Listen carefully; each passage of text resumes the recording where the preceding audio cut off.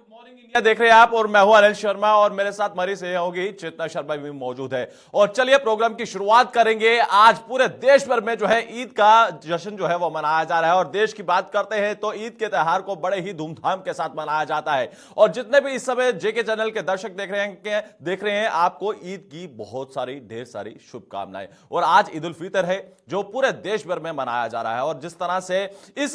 पर्व को जो है बड़े ही धूमधाम के साथ मनाया जाता है। चेतना, क्या लगता है कि जिस तरह से देश भर में हर एक त्योहार को बड़े ही धूमधाम के साथ मनाया जाता है और आज ईद उल फितर है और ईद उल फितर भी बड़ी धूमधाम के साथ मनाई जा रही है, जहां पर देश भर की बात करते हैं और वहीं पर जम्मू कश्मीर में भी इसी तरह से जो है मिजाज देखने को मिल रहा है और एक आपसी भाईचारा और एक प्रेम जो देखने को मिलता है, एक अच्छा संदेश जो है वो पूरे देश तक जाता है। और वहीं पर आज ऐसे ही संदेश जो है वो देखने को मिल रहा है। और सुबह सवेरे की तड़के की बात करते हैं तो ईद की नमाज जो है वो अदा करने के लिए लोग जो है वहां पर पहुंच रहे हैं और आज पावन त्योहार है और जिस तरह से हर एक धर्म के लोग जो है मिलजुल कर जो है इस पर्व को मनाते हैं। और जिस तरह से आज ईद उल फितर है, ईद उल फितर की बात करते हैं तो आज नमाज अदा करने के लिए जो है तमाम लोग जो है मस्जिद में पहुंच रहे हैं। क्या लगता है कि आज का जो त्योहार है, जिस तरह से हर पूरे भारत का हर एक नागरिक जो है, चाहे वो कोई भी त्योहार होता है, ईद होती है, दिवाली होती है, हर एक त्योहार जो है हम सब मिलकर जो है मनाते हैं। बिल्कुल अनिल,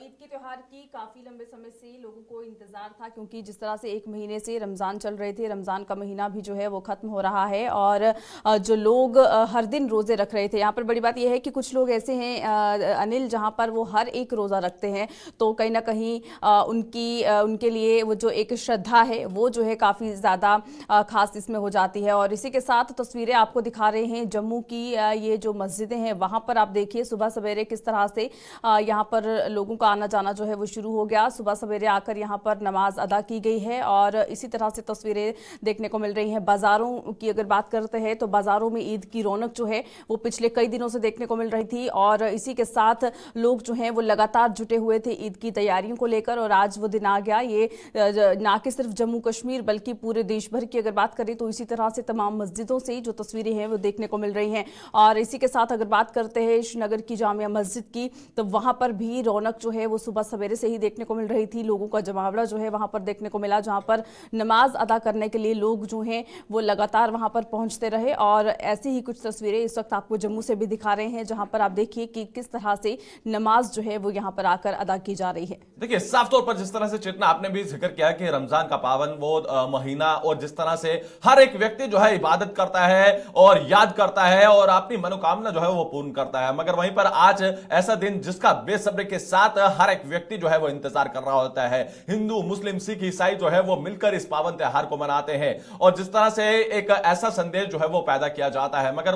वहीं पर कुछ ऐसे शरारती तत्व हैं जहां पर जो है इस तरह के भाईचारे को तोड़ने का प्रयास करते हैं। जिस तरह से आपने भी जिक्र किया, कश्मीर की बात करते हैं, जम्मू की बात करते हैं, इस वक्त जो है विभिन्न मस्जिदों की तस्वीरें हम आपको दिखाने की कोशिश कर रहे हैं। ये इस वक्त खास तस्वीरें जो है सुंजमा की बताने की कोशिश कर रहे हैं और इसी के साथ साथ आपको बता दें कि जहां पर पूरे देश भर में जो है आज ईद उल फितर के त्योहार की बात करते हैं तो बड़े ही धूमधाम के साथ मनाया जा रहा है। उम्मीद है कि आज इसी तरह से धूमधाम जो है वो देखने को मिलेगी। और क्या लगता है कि चेतना आज का जो ये त्योहार है बेहद खास रहने वाला है? बिल्कुल बेहद खास है और किस तरह से ये लोग जो हैं इसे खास तरीके से मना रहे हैं वो जो है तस्वीरों में भी देखने को मिल रहा है। लोग आपस में गले मिल रहे हैं, छोटे बच्चों से लेकर बड़े बुजुर्गों तक जो है कहीं ना कहीं वो जो भाईचारे का एक संदेश दिया जाता है वो साफ तौर पर देखने को मिल रहा है। और इसी के साथ तमाम लोगों की अगर बात करें तो आज जो है मस्जिदों की ओर रुख किया जा रहा है और ईद की मुबारकबाद लोगों को घरों में जाकर भी दी जा रही है। और वहीं पर मस्जिदों की अगर बात करें तो वहां पर भी लोग जो हैं आपस में गले मिलते हुए नजर आ रहे हैं, जहां पर ईद मुबारक जो है हर एक शख्स आज कहता हुआ नजर आ रहा है। सोशल मीडिया की भी अगर बात करें तो सोशल मीडिया पर भी लोगों का तांता लगा हुआ है, किस तरह से एक दूसरे को ईद मुबारक जो है वो दी जा रही है। और इसी के साथ अनिल अगर बात करते हैं गुलाम नबी आज़ाद की, तो वो भी आज जो है मस्जिद पहुंचे हैं और इस अवसर पर, ईद के इस अवसर पर उन्होंने भी आज की नमाज जो है वो अदा की है। देखिए एक पैगाम जो है वो भाईचारे का लगातार जो है भारत की तरफ से दिया जाता है। और अगर ईद उल फितर की बात करते हैं तो हम सवैयों को नहीं भूल सकते। एक सवैयों की बात करते हैं तो एक जिस तरह से आपने जिक्र किया कि हर एक शख्स जो है घर में जाके हर एक दूसरे के घर पे जाके सवैयां बांटते हैं और मीठे चावल हो गए, अन्य चीजें होंगी जो जिस तरह से हर एक व्यक्ति जो है बेसब्री के साथ इसका इंतजार कर रहा है, क्योंकि ईद उल फितर हो, ईद का त्योहार हो तो सवैयां हम भूल नहीं सकते हैं, क्योंकि सवैयों की बात करते हैं तो इसी से जिस तरह से हम कह सकते हैं कि कहीं ना कहीं अधूरा माना जाता है ये त्योहार सवैयों के बिना। जरूर कहीं ना कहीं एक फीका माना जाता है और कहीं ना कहीं आप मान के चल सकते हैं कि आज का त्योहार जो है बड़ा ही खास माना जा रहा है। और क्या लगता है कि आज का जो त्योहार रहेगा उसके लेकर हम और भी तस्वीरें और भी बातें आपके साथ जरूर साझा करेंगे। बिल्कुल, और दिन भर आज ईद का जश्न इसी तरह से देश दुनिया में जो है देखने को मिलने वाला है। और आपको एक बार फिर ईद की बहुत बहुत शुभकामनाएं, और आप भी दिन भर इसी तरह से खुशियों के साथ ईद का ये पर्व मनाइए। चलिए अब इसी के साथ आगे बढ़ जाएंगे और वहीं पर एक बड़ी जानकारी पुंछ हमले से रिलेटेड जो है वो सामने आ रही है। क्या कुछ अपडेट है उसको लेकर आपको बता दें। भाटाधुरिया में एक आतंकी ने सामने आकर सबसे पहले आर्मी के उस ट्रक को रोका था। ये बड़ी जानकारी सामने आई है, जहां पर दूसरी तरफ से जमकर गोलियां बरसाई गई। ये बड़ी जानकारी पुंछ में हुए हमले को लेकर जो है ये सामने आ रही है, जहां पर बार बार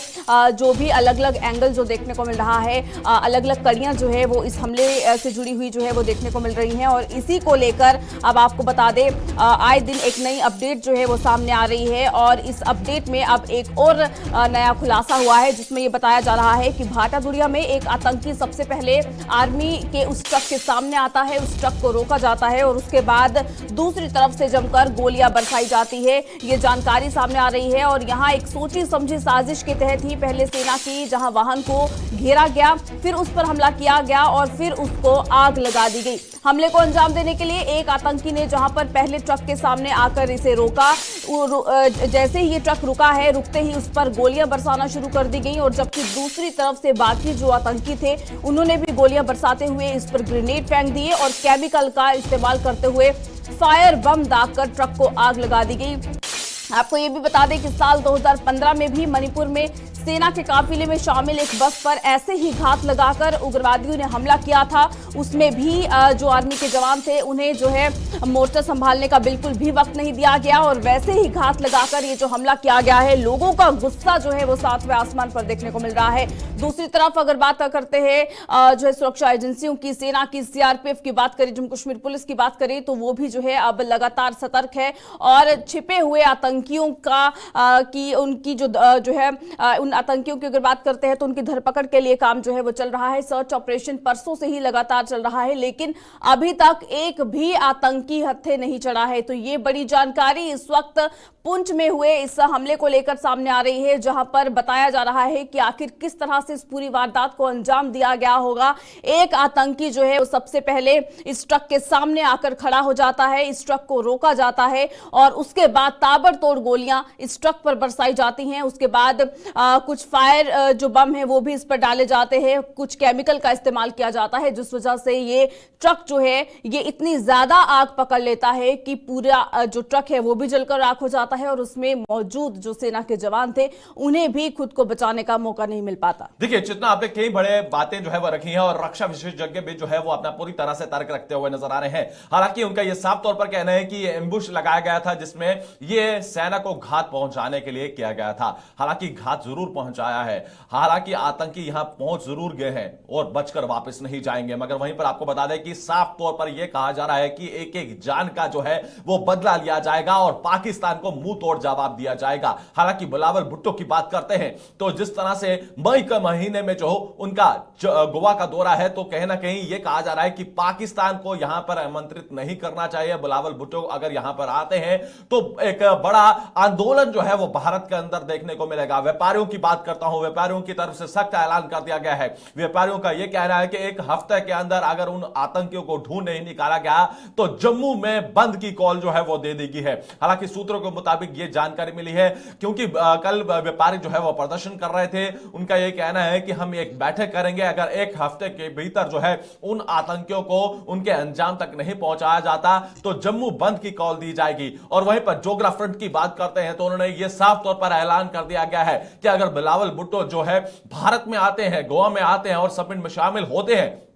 तो जो है एक कड़ा मोर्चा जो है वो खोला जाएगा। और सरकार को उन्होंने सख्त चेतावनी दी है कि पाकिस्तान को यहां पर आमंत्रित नहीं करना चाहिए और पाकिस्तान को ब्लैक लिस्टेड कर देना चाहिए। और वहीं पर इस तरह की जो तर्क रखे जा रहे हैं, और जिस तरह से आपने भी जिक्र किया कि मणिपुर के अंदर जो है इस तरह से सेना के वाहन पर, सेना के बस पर जो है वो घात लगाई गई थी। मगर ये आप देखिएगा कि ये मणिपुर या असम की तरफ इस तरह की घटना को अंजाम दिया जाता था। जम्मू में एक ऐसा पहली बार देखने को मिला है, ऐसा हमला पहली बार हुआ है। इससे पहले ठीक अगर वर्ष 2019 की बात करते हैं, पुलवामा की बात करते हैं, उड़ी के अंदर ऐसा मामला जो है वो जरूर पेश आया था जहां पर केमिकल का इस्तेमाल किया गया था। और अब ये जो घात लगाकर ये हमला किया गया है, लगभग जो रक्षा विशेषज्ञ कहते हैं, जिसमें हमारी भी बातचीत हुई थी, उनसे बातचीत हमने की थी, उनका यह साफ तौर पर कहना है कि चारों तरफ से सेना के जवानों को घेर लिया गया था, उन्हें बाहर आने का मौका नहीं दिया और घात लगाकर सेना के जवानों पर उन्होंने जो है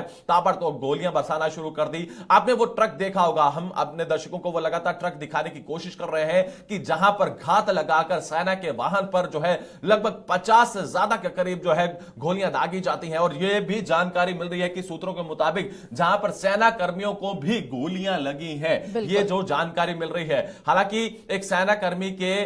जो है पांव के अंदर भी जो है वो गोली के निशान जो है वो पाए गए हैं। हालांकि जब ये मेडिकल किया गया है, ये इसमें खुलासा हो रहा है। अब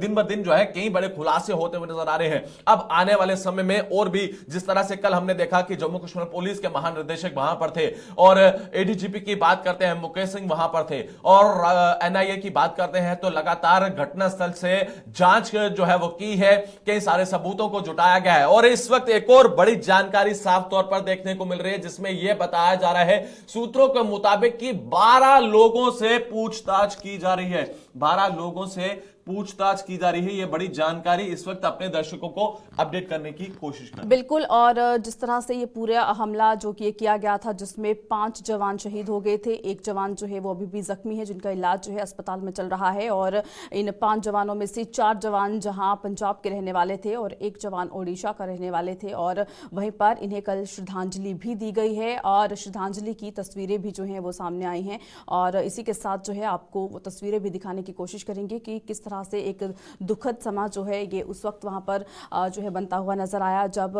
इन्हें जो है श्रद्धांजलि दी गई है। और इसी के साथ जो है आपको बता दें, एक बार फिर इनके नाम जो है आपके साथ साझा करेंगे, जहां हवलदार मनदीप सिंह, नायक कुलवंत सिंह, सिपाही हरकृष्ण सिंह और सिपाही सेवक सिंह, ये चारों ही पंजाब के रहने वाले हैं। और नायक देबाशीष बिस्वाल जो कि ओडिशा के रहने वाले हैं। और इन्हें जो है जो ये देश के लिए इन्होंने अपनी जान कुर्बान की है, जो सेक्रीफाइस इन्होंने किया है, देश इन्हें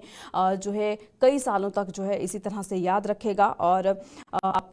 जो है इसी के साथ आपको बताएं, जब ओडिशा के रहने वाले जो देबाशीष बिस्वाल हैं, जब उनका पार्थिव शरीर जो है वो ओडिशा में पहुंचा है, वहां पर भी उन्हें जो है वहां पर जाकर भी उन्हें श्रद्धांजलि दी गई है। और इसी के साथ जो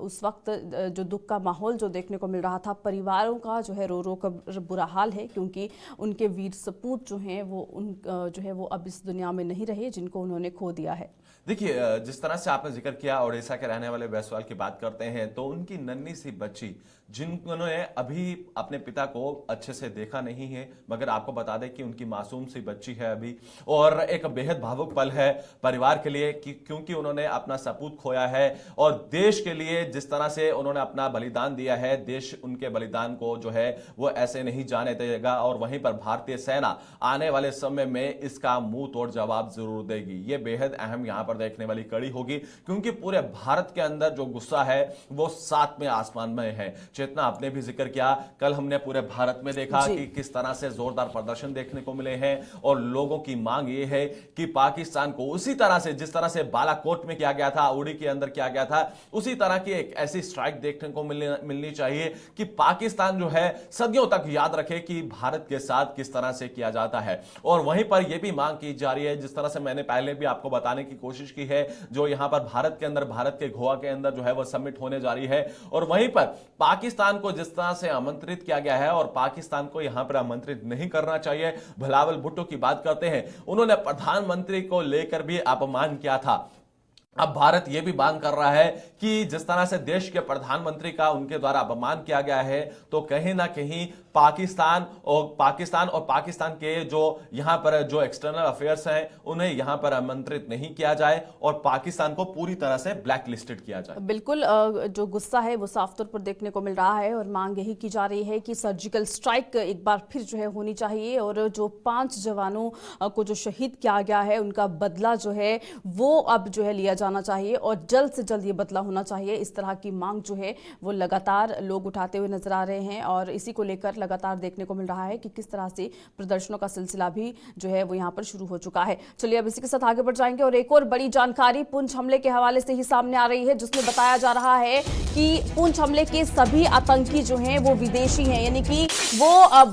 अगर बात करें जम्मू कश्मीर की तो जम्मू कश्मीर का रहने वाला एक भी आतंकी नहीं है इसमें से, ये सभी आतंकी जो है ये विदेशी हैं और नक्सलियों की तर्ज पर ही हमला किया गया है। जिस तरह से कुछ समय पहले हमने जिक्र किया था कि किस तरह से असम या मणिपुर में नक्सली जो है वो घात लगाकर सुरक्षा कर्मियों पर हमला करते हैं, इसी तरह का हमला जो है वो ये देखने को मिला है जो पुंछ में परसों ये हमला हुआ है। और इस पूरे मामले को लेकर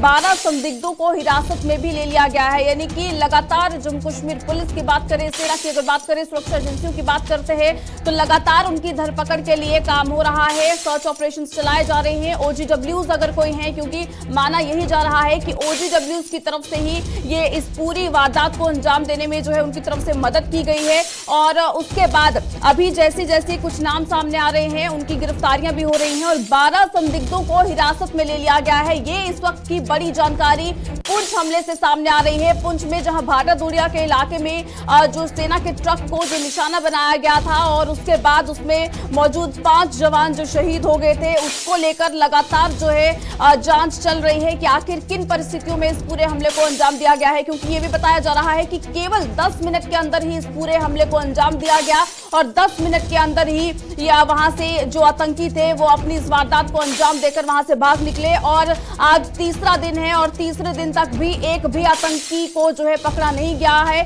उसका सुराग जो है वो अभी तक नहीं मिल पा रहा है। लेकिन ये बड़ी जानकारी सामने आ रही है कि जो भी आतंकी इसमें शामिल थे 6 से 7 आतंकी माने जा रहे हैं और ये सभी आतंकी विदेशी माने जा रहे हैं और नक्सलियों की तर्ज पर यह हमला किया गया है। ये बड़ी जानकारी इस वक्त आ रही है। देखिए, हमने पहले भी जिक्र किया कि मणिपुर और असम की बात करते हैं तो नक्सलवाद जहां पर जिस तरह से इस तरह से घात लगाता है और सेना के वाहनों पर जो है वो हमला करने की कोशिश करता है, मगर वहीं पर रक्षा विशेषज्ञों का यह कहना है कि एक ऐसी घटना को अंजाम दिया गया है और भारत के अंदर और जम्मू कश्मीर के अंदर इस घटना को पहली बार जो है वो देखा जा रहा है। मगर वहीं पर जिस तरह से भी हमने देखा कि अब सुरक्षा एजेंसियां, भारतीय सेना, जम्मू कश्मीर पुलिस मिलकर इस ऑपरेशन को ऑपरेट कर रही है। हालांकि अब इस ऑपरेशन को लेकर लगातार तफ्तीश जारी है। जिस तरह से चेतना आपने भी जिक्र किया कि 12 संदिग्धों से लगातार पूछताछ की जा रही है और आज तीसरा दिन है और तीसरे दिन में कोई बड़ी सफलता प्राप्त नहीं हुई है, जिसको लेकर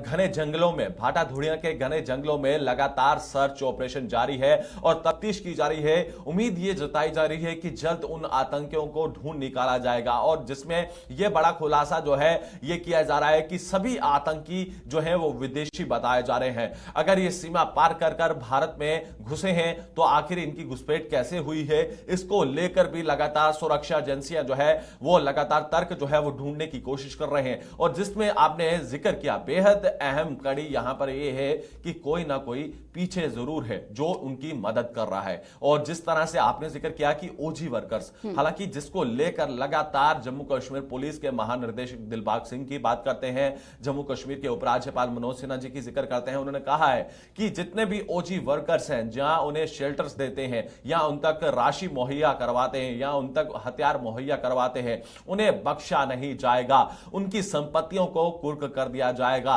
और उन्हें उसी तरह से उनके अंजाम तक जरूर पहुंचाया जाएगा और उन पर कठोर जो है कार्रवाई जो है वो की जाएगी। कहीं ना कहीं यह महत्वपूर्ण भी है कि इन जैसे व्यक्तियों पर, हालांकि ये व्यक्ति नहीं है, ये भी आतंकियों के समर्थन करने वाले आतंकी ही कहलाए जाते हैं। और वहीं पर उम्मीद है कि जल्द ही इन्हें जो है हिरासत में लिया जाएगा और उम्मीद ये भी जताई जा रहे हैं कि जितने भी ये विदेशी आतंकी हैं इन्हें उनको अंजाम तक पहुंचाया बिल्कुल जाएगा। बिल्कुल अनिल, और ये जो पूरा हमला जिस तरह से हुआ है ये भी एक तरह से पहेली बना हुआ है, क्योंकि इस गाड़ी की अगर बात करें और उन जवानों की बात करें, उन्हें गोलियां जो है वो लगी हुई देखी गई जब जो है अस्पताल उन्हें पहुंचाया गया। इस ट्रक में भी कई सारे निशान हैं गोलियों के, लेकिन ये भी कहा जा रहा है कि आसपास जो जगह है वहां पर कोई भी जो है गोली वहां पर पड़ी हुई नहीं देखी गई है, क्योंकि ये भी माना जा रहा है कि जो वहां पर ग्रेनेड्स जो फेंकी गई, ग्रेनेड की कोई की जो है वो भी जो है वहां पर नहीं मिल रही है। तो कहीं ना कहीं एक पहेली भी यहाँ पर ये जो है ये बन रही है, और ये कहना है उनका कि आखिर ये भी माना जा रहा है कि कुछ विदेशी हथियार हो सकते हैं जिनका इस्तेमाल किया गया है, क्योंकि केमिकल का जो इस बार ये जो देखने को मिल रहा है इस हमले में, इससे पहले ऐसा कभी नहीं हुआ है कि किसी केमिकल का इस्तेमाल करके इस तरह से कोई हमला किया गया हो, और इस बार ऐसा देखने को मिल रहा है। और जिस तरह से नक्सली जो हैं वो इस तरह के हमले को अंजाम देते हैं, बिल्कुल वैसा ही ये हमला जो है देखने को मिल रहा है। तो बहुत सारे अभी इसके पहलू जो है सामने आना बाकी हैं, और इस पर कड़ाई से काम भी हो रहा है, और सुरक्षा एजेंसियां जो हैं वो भी अलर्ट मोड पर है। और जिस तरह से कल एनआईए की टीम भी यहां पर पहुंची है, उनकी तरफ से भी माना जा रहा है कि कुछ बड़े खुलासे जो हैं इस हमले को लेकर हो सकते हैं। और वहीं पर जिस तरह से जरूर जिक्र किया जा रहा है कि इसमें जो स्टील बुलेट्स हैं उसका इस्तेमाल हुआ है, जो चादर को भी भेद कर जो है पार चले जाती है, और इस पर भी लगातार जो है वो तफ्तीश की जा रही है। बिल्कुल, चलिए अब इसी के साथ आगे बढ़ जाएंगे। वहीं पर जम्मू कश्मीर के पूर्व गवर्नर सत्यपाल मलिक को लेकर, जहां पर उनका जो इंटरव्यू जो पिछले दिनों सामने आया था, उसको लेकर अब एक और बड़ी जानकारी सामने आई है। जम्मू कश्मीर के पूर्व गवर्नर सत्यपाल मलिक को सीबीआई का समन जो है दिया गया है, क्योंकि जो उन्होंने उस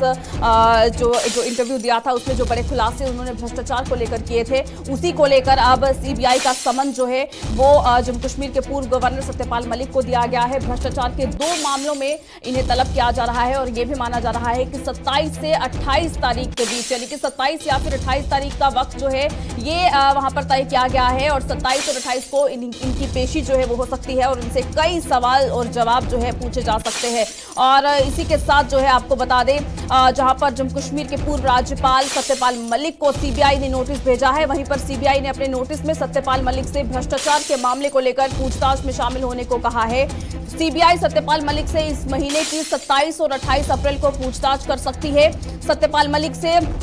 अकबर रोड पर एक गेस्ट हाउस में पूछताछ की जा सकती है। ये बड़ी जानकारी सामने आ रही है, क्योंकि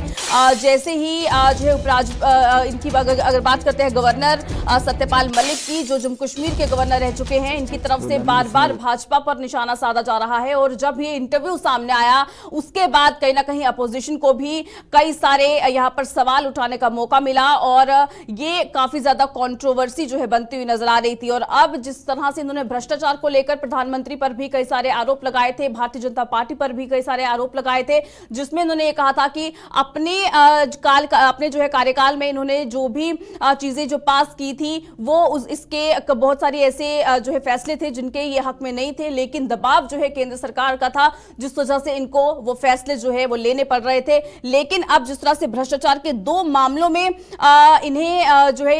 ये जो समन भेजा गया है, और इन पर जो है तलब भी की जाएगी। आपको बता दें, अक्टूबर 2021 में सत्यपाल मलिक ने यह दावा किया था कि आरएसएस नेता की तरफ से इन्हें 300 करोड़ रुपए की रिश्वत देने की बात की गई थी, जिसमें जो है रिलायंस से जुड़ा हुआ एक प्रोजेक्ट था जिसे पास करने के लिए इन्हें कहा गया था। और 300 करोड़ रुपए का वो जो भ्रष्टाचार का जो आरोप इन्होंने लगाया था उसको लेकर भी सीबीआई की तरफ से ये समन जो है ये सत्यपाल मलिक को अब दिया गया है। देखिए, सीबीआई की तरफ से एक बड़ा एक्शन जो है वो देखने को मिला है, और जिस तरह से आप भी जिक्र कर रहे हैं 27 और 28 को जो है पूछताछ जो है वो की जा सकती है, और कहीं ना कहीं एक बेहद अहम पल है, क्योंकि कई सारे गंभीर आरोप जो है वो लगाए गए हैं सत्यपाल मलिक जी की तरफ से। हालांकि सवाल यहां पर यह है कि जिस तरह से उनका कहना है, कुछ ऐसे तर्क उन्होंने रखे जिसमें उन्होंने कहा कि मेरे पास अगर मुझसे पूछा होता तो मैं 5 जहाज उन्हें दे देता। तो कहीं ना कहीं ये उनकी बातें जो है मैं कोड कर आपको बता रहा हूं। उन्होंने कहा कि कहीं ना कहीं जिस तरह से उन्होंने प्रधानमंत्री जी पर सवाल उठाए। तो कहीं ना कहीं ये एक बेहद अहम पल ये है यहां पर जो है, क्या चेतना उस समय सत्यपाल मलिक जो थे वो जम्मू कश्मीर के गवर्नर थे, उनके पास हर एक अधिकार था, वो फैसला ले सकते थे कि सेना को क्या करना है, क्योंकि उन्हीं के अंडर जो है सीआरपीएफ भी आती है। और ये बेहद उस समय का पल है कि जिस तरह से अब ये तर्क रख रहे हैं, उस तरह के इंटरव्यू दे रहे हैं, कहीं ना कहीं पीछे कुछ ऐसी बड़ी मानसिकता है जो पीछे उनको चलाने की कोशिश कर रही है। क्योंकि अगर ये मामला वैसा हुआ था तो सत्यपाल मलिक उस समय रिजाइन कर सकते थे। बिल्कुल। और जिस तरह से ये आरोप प्रत्यारोप का जो सिलसिला शुरू हुआ है और इसके बाद जहां सीबीआई ने समन जारी किया है जो है सत्यपाल मलिक को, दो मामले जो बताए जा रहे हैं, इसमें पहला मामला जो है ये बीमा से जुड़े हुए भ्रष्टाचार का है, जहां सीबीआई ने जम्मू कश्मीर सरकार के कर्मचारियों के लिए स्वास्थ्य बीमा योजना से जुड़ी अपनी एफआईआर में रिलायंस जनरल इंश्योरेंस और ट्रिनिटी री इंश्योरेंस ब्रोकर्स लिमिटेड को आरोपी बनाया है, और जिसे सत्यपाल मलिक ने 31 अगस्त 2018 को कथित तौर पर मंजूरी दी थी। इस योजना में अनियमितताओं के आरोप हैं और योजना रद्द होने के बाद भी पहली किश्त के तौर पर 60 करोड़ रुपया जारी कर दिया गया था। तो ये पहला मामला है। और दूसरा मामला बताया जा रहा है किसान बिल के से जो है ये जुड़ा हुआ है, जिसके खिलाफ जो है इन्होंने बयान दिया था, लेकिन कहीं ना कहीं उसके पक्ष में भी एक वक्त में जो है ये नजर आए थे। उसके बाद जो ये बयानबाजी जो की गई थी, इसको लेकर भी ये दूसरा मामला जो है ये माना जा रहा है। तो बहुत सारी ऐसी चीजें हैं जो इंटरव्यू में इन्होंने कही थी, और उसके बाद अब इन्हीं पर जो है गाज गिरती हुई नजर आ रही है, जहां पर सीबीआई की तरफ से ये बड़ा एक्शन लिया जा रहा है और दो भ्रष्टाचार के मामलों में इन पर जो है ये कार्रवाई होगी। और पूछताछ 27 और 28 जो अप्रैल को जो पूछताछ होने वाली है, उसके बाद ही सब चीजें साफ हो पाएंगी कि आखिर इस पूरे मामले को लेकर आगे और क्या कुछ अपडेट जो है वो सामने आई है। चलिए बढ़ते हैं अगली खबर की ओर, और अगली खबर की शुरुआत करेंगे मौसम से। मौसम का मिजाज की बात करते हैं तो मौसम का मिजाज एक बार फिर से बदलता हुआ नजर आ रहा है, और बीते 24 घंटों की बात करते हैं तो एक बड़ी चेतावनी जो है वह साफ तौर पर दे दी गई है। हालांकि हिमस्खलन की बात करते हैं तो हिमस्खलन को लेकर जो है वह चेतावनी दे दी गई है, और राहत की खबर जो है वो अभी देखने को नहीं मिल रही है। और बीते 7 जिलों में जो है हिमस्खलन की चेतावनी जो है वो दी गई है, और इसके साथ साथ ये भी जानकारी दे दें कि मैदानी इलाकों में वर्षा हो सकती है। और कहीं ना कहीं 24 घंटों की बात करते हैं तो 24 घंटों के अंदर जो है कहीं ना कहीं आने वाले समय में जो है हिमस्खलन की जो चेतावनी है वो साफ तौर पर देखने को मिल रही है। जम्मू कश्मीर की बात करते हैं, बीते काफी दिनों से आप देख रहे हैं कि मौसम का मिजाज जो है वो लगातार बदलता हुआ नजर आ रहा है, और बदलते मौसम की बात करते हैं तो कभी धूप होती है या फिर कभी घने बादल छाए हुए नजर आते हैं। तो उसी बीच जो है जम्मू कश्मीर की बात करें तो जम्मू कश्मीर में एक बार फिर से मौसम का मिजाज जो है वो बदलता हुआ नजर आ रहा है। मेट्रोलॉजी डिपार्टमेंट की बात करते हैं तो उनकी तरफ से भी चेतावनी जो है वो बिल्कुल अनिल, जहां इससे पहले मेट्रोलॉजिकल डिपार्टमेंट की तरफ से कहा गया था कि 20 अप्रैल तक मौसम जो है खराब रहेगा और उसके बाद मौसम में बदलाव आएगा और मौसम जो है साफ होगा, लेकिन अब कल शुक्रवार को जो है ये जानकारी दी गई है Jammu Kashmir disaster management authority की तरफ से, जिसमें ये कहा गया है कि लोग जो हैं वो एहतियात बरते, क्योंकि 7 जिलों में हिमस्खलन की चेतावनी जो है ये जारी की गई है, और इसी को लेकर अगले 24 घंटे जो है वो काफी क्रूशियल माने जा रहे थे। बहुत सारे ऐसे इलाके हैं जो अफेक्टेड हो सकते हैं, जिसका सीधा असर जो है वो राष्ट्रीय राजमार्ग पर भी पड़ता हुआ देखा जाएगा, क्योंकि जहां पर लगातार जब भी जम्मू कश्मीर का मौसम जो है खराब होता है, जब भी मौसम में तब्दीली आती है तो सीधा उसका असर जो है वो जम्मू श्रीनगर राष्ट्रीय राजमार्ग पर देखने को मिलता है। और जिस तरह से 24 घंटे के लिए ये जो चेतावनी जारी की गई है, आज भी मौसम जो है वो यहां पर जो है खराब हो सकता है, और इसी को लेकर जो 7 जिलों में जो चेतावनी की बात कही गई है, इसमें आपको बता दें डोडा, किश्तवाड़, पुंछ, रामबन, बारामूला और कुपवाड़ा, ये ऐसे जिले हैं जहां पर समुद्र तल से 2500 से 3200 मीटर ऊपर हिमस्खलन होने की संभावना बताई जा रही है, और 24 घंटों में गांदरबल जिले के ऊपर 2800 मीटर से ऊपर के खतरे के स्तर के साथ हिमस्खलन होने की संभावना बनी हुई है। तो लोगों को भी ये जो है एहतियात बरतने के लिए कहा गया है कि ऐसे आसपास के इलाकों में ना जाएं जहां पर जो है कोई भी ऐसी वाटर बॉडीज हैं वहां पर आप ना जाएं, क्योंकि वहां पर भी अगर बारिश होती है तो उसका जलस्तर बढ़ सकता है, और जहां पर एवलांच प्रोन जो एरियाज हैं वहां पर भी आप जो है आसपास ना जाएं, क्योंकि वहां पर अगर जो है वहां पर ये हिमस्खलन आता है तो काफी दिक्कतें वहां पर पेश आ सकती हैं। तो अपने घरों पर ही आप रहें और ज्यादा जो है आप इस तरह के इलाकों में ना जाएं जहां पर मौसम खराब होने की वजह से दिक्कतें पेश आ सकती हैं। तो ये बड़ी जानकारी मौसम के हवाले से जम्मू कश्मीर में सामने आ रही है, जहां 7 जिलों में एवलांच की चेतावनी दी गई है, और इसी के साथ जो है ये भी आपको बता दें, Jammu Kashmir disaster management authority की तरफ से लोगों को सतर्क रहने की भी जो है बात कही गई है, जो हिदायत बरतने के लिए भी कहा गया है, क्योंकि जम्मू कश्मीर में जब मौसम खराब होगा तो उसके बाद दिक्कतें जो है वो भी पेश आ सकती हैं। और अगर आप जम्मू श्रीनगर हाईवे पर जो है ट्रैवल करने की सोच रहे हैं तो ट्रैफिक एडवाइजरी आखिर क्या कुछ कहती है वो आप जरूर देखते रहें, क्योंकि जब भी मौसम खराब होता है तो समय समय पर ट्रैफिक पुलिस ट्रैफिक एडवाइजरी जारी करती है, जिसमें जानकारी दी जाती है कि क्या राष्ट्रीय राजमार्ग दुरुस्त है ट्रैवल करने के लिए या नहीं है। तो ये जानकारी लेना भी बहुत ज्यादा जरूरी हो जाता है। चलिए अब इसी के साथ सुबह सवेरे के प्रोग्राम में फिलहाल वक्त हो चला है अलविदा लेने का। मुझे और मेरे सहयोगी अनिल को दीजिएगा इजाजत। नमस्कार। नमस्कार।